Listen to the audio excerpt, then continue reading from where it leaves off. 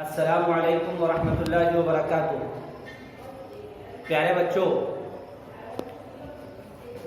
آپ لوگ اب تک جو کتاب پڑھتے تھے وہ کتاب اب اس سال نہیں ہے، وہ تبدیل کر دی گئی ہے۔ اب جو کتاب آپ کو پڑھائی جائے گی وہ یہ ہے، اس کا نام ہے سچا دین، حصہ دوم کا ابتدائی نصف، شروع کا نصف آپ لوگوں کو پڑھایا جائے گا۔ تو آج ہم اس کتاب میں سے پیج نمبر 7 پر جو حمد دی ہوئی ہے وہ حمد پڑھیں گے۔ حمد جیسا کہ آپ لوگ جانتے ہیں تعریف کو کہا جاتا ہے، اور حمد میں اللہ رب العالمین کی تعریف بیان کی جاتی ہے۔ میں سب سے پہلے پوری حمد آپ لوگوں کو پڑھ کر سناتا ہوں، اس لیے کہ آپ لوگوں کے پاس ابھی کتاب نہیں ہے، تو آپ پہلے پوری حمد پڑھ سن لیجئے، پھر اس کے بعد آپ کے سمجھنے میں سہولت ہوگی۔ اللہ اکبر اللہ اکبر، اللہ اکبر اللہ اکبر۔ اللہ اپنا سب سے بڑا ہے، جھکنا اسی کے آگے روا ہے۔ جو کچھ کیا ہے اس نے کیا ہے، جو کچھ دیا ہے اس نے دیا ہے۔ اللہ اکبر اللہ اکبر، اللہ اکبر اللہ اکبر۔ چاند اور تارے اس نے بنائے، پھولوں سے گلشن اس نے سجائے، چشمے نکالے دریا بہائے، کیا کیا سہانے جلوے دکھائے۔ اللہ اکبر اللہ اکبر، اللہ اکبر اللہ اکبر۔ بھائی بہن اور ماں باپ بخشے، جنت بنا گھر جن کے سبب سے۔ بھائی بہن اور ماں باپ بخشے، جنت بنا گھر جن کے سبب سے۔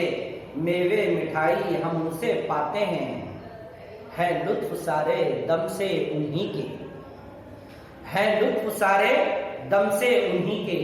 اللہ اکبر اللہ اکبر، اللہ اکبر اللہ اکبر۔ اس حمد میں اللہ رب العالمین کی تعریف کے ساتھ ساتھ اس کی کبریائی یعنی بڑائی بیان کی گئی، اور بڑائی کے مثالوں کے ذریعے سے ہم کو سمجھایا گیا ہے کہ اللہ کس طرح سے بڑا ہے۔ ہم اس کائنات کے اندر اللہ کی مخلوقات میں ایک چھوٹی سی مخلوق، ہمارے سامنے یہ اتنا بڑا آسمان، یہ اتنی بڑی زمین، یہ بڑے بڑے پہاڑ، یہ خطرناک ہواؤں کا چلنا، زبردست بارش کا طوفان کی شکل میں آنا، یہ سب اللہ ہی کے اختیار میں، اور یہ سب اللہ ہی کی حکم کے ماتحت چل رہے ہیں۔ اس حمد میں ہمیں یہ سمجھایا گیا ہے کہ اللہ ہی ہمارا معبود ہے، ہم نے اسی کی پرستش کرنی چاہیے، اس کے علاوہ کسی اور کی پرستش نہیں کرنی چاہیے۔ کیوں نہیں کرنی چاہیے؟ اس لیے کہ ہمیں جو کچھ بھی چاہیے وہ اللہ ہی دیتا ہے، اللہ کے علاوہ کوئی اور نہیں دیتا ہے۔ اس لیے بندگی بھی، عبادت بھی اللہ ہی کی ہوگی، اللہ کے علاوہ کسی اور کی عبادت نہیں ہوگی۔ اب اس چیز کو سمجھنے کے لیے اللہ نے کیا کچھ اس کے تابع ہے ہمیں بتانے کے لیے دن اور رات نکالے۔ دن آتی ہے تو چاند بھی نکلتا ہے، تارے بھی نکلتے ہیں، رات آتی ہے تو، اور جب دن نکلتا ہے تو چاند اور تارے غائب ہو جاتے ہیں اور سورج نمودار ہوتا ہے، جس سے پوری دنیا جگمگا جاتی ہے۔ اور یہ سب اللہ کے کنٹرول میں ہیں، اور اللہ ہی کے حکم سے یہ سب نکلتے ہیں اور ڈوبتے ہیں۔